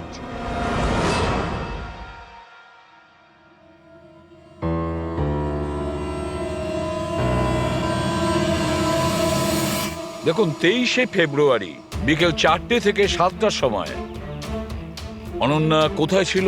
সাধারণত তখন বাচ্চারা বাইরে যায় খেলতে, আর 9টার মধ্যে চলে আসে। আচ্ছা, অনন্যা অরফানেজ গিয়েছিল না বাইরে? না স্যার, অনন্যা এখানেই ছিল আর কোথাও যায়নি। এটা আপনি এত জোর গলায় কি করে বলছেন? এর জন্যই বলছি, কারণ আমার অনুমতি ছাড়া কোনো বাচ্চা বাইরে যেতে পারে না। কিন্তু কখনো কখনো অনন্যা কয়েক ঘন্টার জন্য অরফানেজ থেকে উধাও হয়ে যেত, এটাও তো বলো ওনাদের। স্যার ও মিথ্যে বলছে, ও অনন্যাকে হিংসে করে। আমি কেন অনন্যাকে হিংসে করব? তাহলে ওকে বদনাম কেন করছো? আমাদেরকেও বলেছে এখানে কিছু কিছু লোকের পেছনে লাগে। স্যার আমি শুধু অনন্যার ব্যাপারে আপনাদের খোঁজ খবর দিচ্ছিলাম। তাহলে এটাও বলো না যে আগের বছর অনন্যা তোমার নামে কমপ্লেন করেছিল। এর বিরুদ্ধে কেন? স্যার ও এখানের বাচ্চাদের মারতো, অনন্যা ওর নামে কমপ্লেন করেছিল, সাসপেন্ডও হয়েছিল। তখন থেকে অনন্যাকে ঘৃণা করে। অনন্যা ওর নামে কমপ্লেন করেছিল, সাসপেন্ডও হয়েছিল। তখন থেকে অনন্যাকে ঘৃণা করে। একটা কথা বলো, অনন্যাকে ওই মিউজিক পিস শুনতে কে বলেছিল? স্যার ইনি। হ্যাঁ স্যার, অনন্যা মিউজিক পছন্দ করতো। অনেকবার ওকে নানা ধরনের গান শুনতে দেখেছি। এর জন্য ওকে আমি মিউজিক শুনতে দিতাম। বুঝতে পারিনি এতে প্রবলেম হয়ে যাবে। আচ্ছা, আপনাদের মধ্যে কি কেউ মিউজিক ইনস্ট্রুমেন্টস বাজাতে জানেন? স্যার আমি পিয়ানো বাজাতাম। স্যার আমিও পিয়ানো বাজাই। আচ্ছা একটা কথা বলুন, যেদিন পুনেতে খুন হয়েছিল সেদিন আপনারা কোথায় ছিলেন? আমরা সব বাচ্চাদের নিয়ে পুনা গিয়েছিলাম। সেদিন আপনারা সবাই পুনাতে ছিলেন? কি ছিল ওখানে? ওখানে একটা ইভেন্ট ছিল তাই।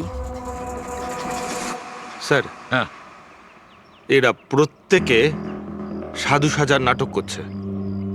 একটা কাজ করি আমরা, এদের প্রত্যেকের কম্পিউটার চেক করো, দেখো কে এই মিউজিক পিস বানিয়েছে আর আপলোড করেছিল। কারণ যে এই মিউজিক পিস বানিয়ে আপলোড করেছে না, সেই খুনি হতে পারে।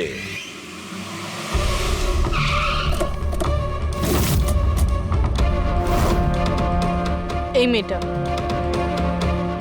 এখানে 2 মাস আগে এসেছিল। হ্যাঁ ম্যাম, এই 2 মাস আগে একটা এনজিও ইভেন্ট অর্গানাইজ করেছিল। তো ওই ইভেন্টে ও ডান্স করতে এসেছিল। ও খুব ভালো ডান্স করেছিল sir. She is a very talented girl. আর ওই দিনই এখানের আশেপাশে একটা খুন হয়েছিল। খুন তো হয়েছিল স্যার, কিন্তু যে জায়গায় খুন হয়েছিল সেটা এখান থেকে প্রায় 1 ঘন্টার রাস্তা হবে। আর এই ইভেন্ট ওই দিন কটার সময় শুরু হয়েছিল? 5টার সময় শুরু হয়েছিল, রাত প্রায় 8টার সময় শেষ আচ্ছা, হয়েছিল। আপনাদের কি মনে আছে এই মেয়েটা পুরো সময় ইভেন্টেই ছিল নাকি এখান থেকে অন্য কোথাও গিয়েছিল? এই মেয়েটা 6টার সময় স্টেজে উঠেছিল আর ইভেন্ট শেষ হওয়া পর্যন্ত স্টেজেই ছিল। স্যার, মেডিকেল রিপোর্ট অনুযায়ী খুন 3টে থেকে 6টার মধ্যেই হয়েছে। এই দেখো, এটা হচ্ছে সেই জায়গা যেখানে খুন হয়েছিল, আর এই জায়গায় ইভেন্ট ছিল। এখান থেকে এখানে পৌঁছানোর জন্য মিনিমাম 1 ঘন্টা লাগে। স্যার, হতে পারে ও দুপুরবেলায় বেরিয়ে গেছিল, খুন করে তারপরে ইভেন্ট জয়েন করেছিল। আরে না না ম্যাম, এরকম কিছুই হয়নি। অ্যাকচুয়ালি ইভেন্ট শুরুর আগে আফটারনুনে রিহার্সাল ছিল, আর ওই মেয়েটা ওখানে 4টে পর্যন্ত ছিল। আর এরপর 5টা থেকে সমস্ত স্টুডেন্ট ব্যাক স্টেজে এক জায়গায় হচ্ছিল। 4টের সময় রিহার্সালে ছিল, হ্যাঁ। আর 5টার সময় ব্যাক স্টেজ। Yes. আর একটু আগে আপনি বললেন 6টার সময়ও স্টেজে ছিল। যদি এটা হয় তো অনন্যা খুন কি করে করবে? আর যদি অনন্যা খুন না করে থাকে তাহলে খুন করলোটা কি? সমস্ত রিপোর্ট আর এভিডেন্স তৈরি করার পর আমার মনে হচ্ছে যে অনন্যা নির্দোষ। আপনার কোনো অবজেকশন? No your honour. কিন্তু স্যার, এনার কাছে পুনে মার্ডার কেসের এভিডেন্সের রিপোর্ট আছে। পানভেল মার্ডার কেসে নির্দোষ প্রমাণ করার কোনো এভিডেন্স বা কোনো রিপোর্ট নেই। এরকম হতে পারে যে অনন্যা অরফানেজ থেকে বেরিয়ে গিয়েছিল আর মার্ডার করে আবার ফিরে গিয়েছিল। It can be possible, right sir? আপনার কাছে যদি কোনো প্রমাণ থাকে তো প্লিজ দিন, যাতে এটা প্রমাণ হয় যে যখন খুন হলো অনন্যা পানভেলে ছিল। দেখুন, এভিডেন্সেস আর সাক্ষ্য প্রমাণ অনুযায়ী এই কেসটা ডিসমিস করে দেওয়া হচ্ছে। অনন্যাকে দয়া করে ছেড়ে দিন।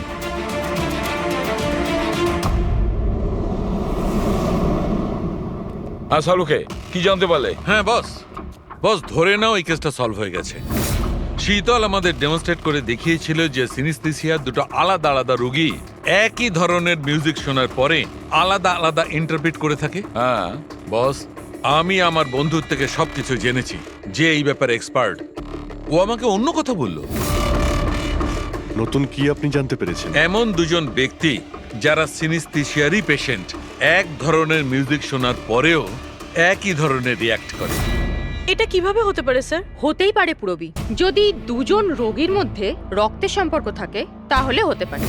ও শীতল যা বলেছিল সেটাও ঠিক ছিল, কিন্তু সম্পূর্ণভাবে ঠিক ছিল না। কিছু রেয়ার কেসে এরকমটা হয়, যেমন আমার বন্ধু বলেছে। হ্যাঁ, কিন্তু দুজন রোগী যদি একই পরিবারের হয় তবে। কাকা, জ্যাঠা বা ভাইও হতে পারে। না না, ইমিডিয়েট ফ্যামিলি মেম্বারই হতে হবে, যেরকম মা বাবা, ভাই বোন।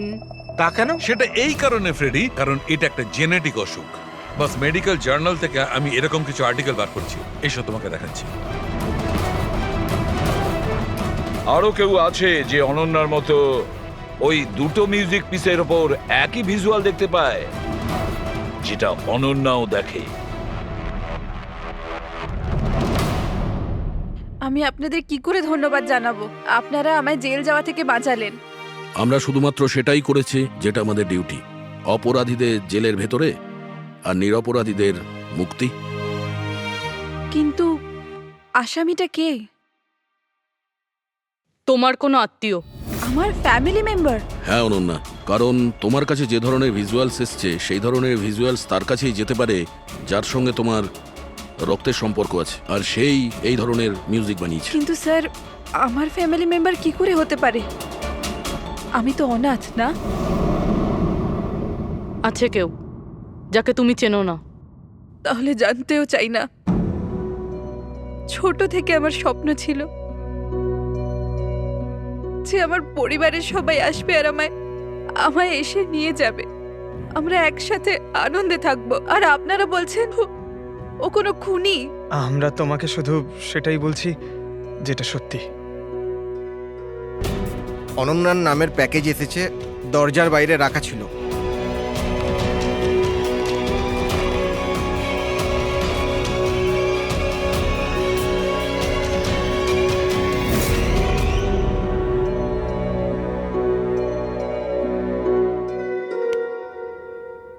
Pen drive?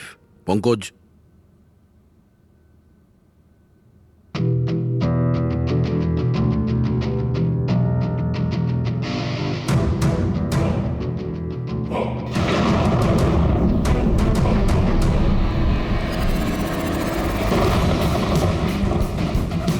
আমি বাড়ি দেখতে পাচ্ছি, খুব বিদ্যুৎ চমকাচ্ছে।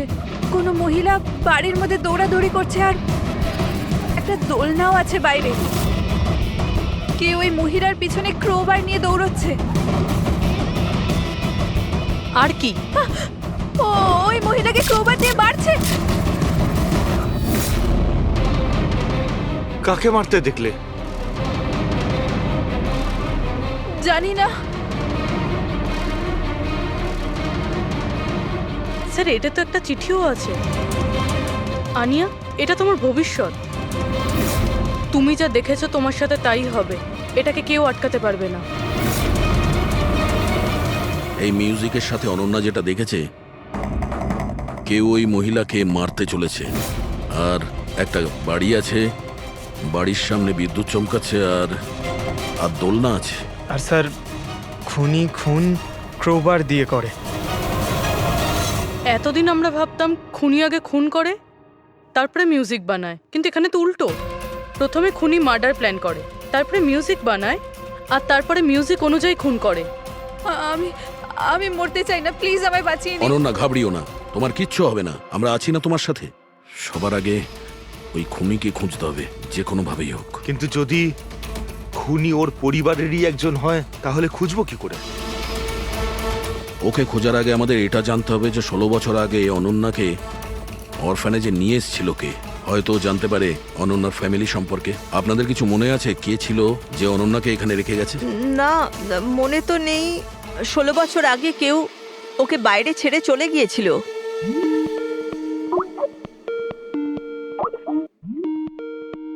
শীতল ম্যাডামের ফোন, ভিডিও কল করছে। হ্যালো, আমি বাস এটাই বলার জন্য ফোন করলাম যে ওই মেয়েটাই খুনি। সময় নষ্ট করবেন না আপনারা, প্লিজ ওকে গ্রেপ্তার করুন। শীতল ম্যাডাম, কোর্ট তার সিদ্ধান্ত জানিয়ে দিয়েছে, আর কোর্টের কি সিদ্ধান্ত সেটা আপনিও শুনেছেন। এই কোর্টের চক্করে আপনারা সময় নষ্ট করছেন। প্লিজ, আপনারা ভুল, আর আপনাদের এটা মেনে নিতেই হবে। স্যার, স্যার এটা সেই বাড়ি। ওই বাড়ি? কোন বাড়ি? আমি এই মাত্র যেটা দেখলাম, ওই যেখানে খুন হতে চলেছে, ওই ওই গাছ, দোলনা, এটাই ছিল স্যার। কোন জায়গার কথা বলছে মেয়েটা? শীতল ম্যাডাম, এখন আপনি কোথায় আছেন? আমি এখন আমার বাড়ির বাইরে। আর কোথায় থাকবো? আপনার প্রাণের সংশয় আছে। কি বলছেন আপনি অফিসার? আমার প্রাণ বিপদে, আমাকে কে মারবে? দেখুন শীতল ম্যাডাম, উনি আপনাকে মারার জন্য মিউজিক কম্পোজ করেছে, যেটাও আমাদের পাঠিয়েছে, আর ওই মিউজিকের হিসাবে আপনার ঘরের কি লোকেশন। বাচ্চাদের মতো কথা বলছেন অফিসার? আমাকে ভয় পাওয়ানোর জন্য সব করছেন না, আর আমি ভয় পাচ্ছি না। আর আমাকে সব বলছেন আপনাদের কেসের পথে আমি বাধা টানি। শীতল ম্যাডাম, এই ব্যাপারে আমরা পরেও কথা বলতে পারবো। আমার কথা মন দিয়ে শুনুন। আপনি ইমিডিয়েট বাড়ির ভেতরে যান আর দরজা জানলা সব বন্ধ করুন। আর আমরা যতক্ষণ না ওখানে পৌঁছই, আপনি কারোর কথায় দরজা খুলবেন না। মানে? আমি আপনাকে পরে বোঝাবো, এখন আমি আপনাকে যেটা বললাম সেটা করুন।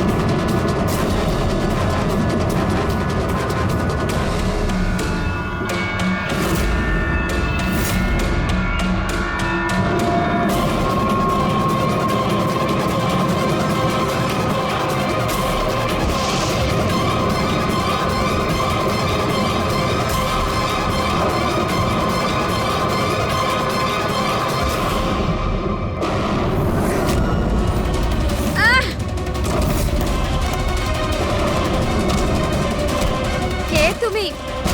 কে তুমি? আহ! আহ! কে তুমি? তুমি আমার উপর আক্রমণ করছো কেন?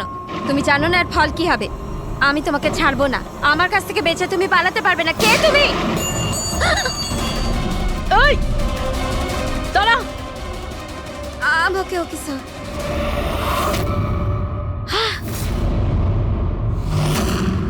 আরতি তুমি? স্যার আমিও পিয়ানো বাজাই। শীতল ম্যাডাম, আমরা আপনাকে আগেও বলেছিলাম অনন্যা খুনি নয়। আই এম সরি স্যার, আমার আপনাদের কথা বোঝা উচিত ছিল। আমি আমার মতো করে ইনভেস্টিগেশন করেছিলাম, আর আপনারা আপনাদের মতন। আমরা দুজনেই আমাদের ডিউটি করেছিলাম অফিসার। ট্রাস্ট মি, আমার ক্যারিয়ারে এই প্রথম হলো যে আমার জাজমেন্ট ভুল হলো। ওটা ঠিক আছে, আপনার মাথায় আঘাত না লেগেছে। না না, আমি ওকে। ফ্রেডি, অ্যাম্বুলেন্সকে ফোন করো তাড়াতাড়ি।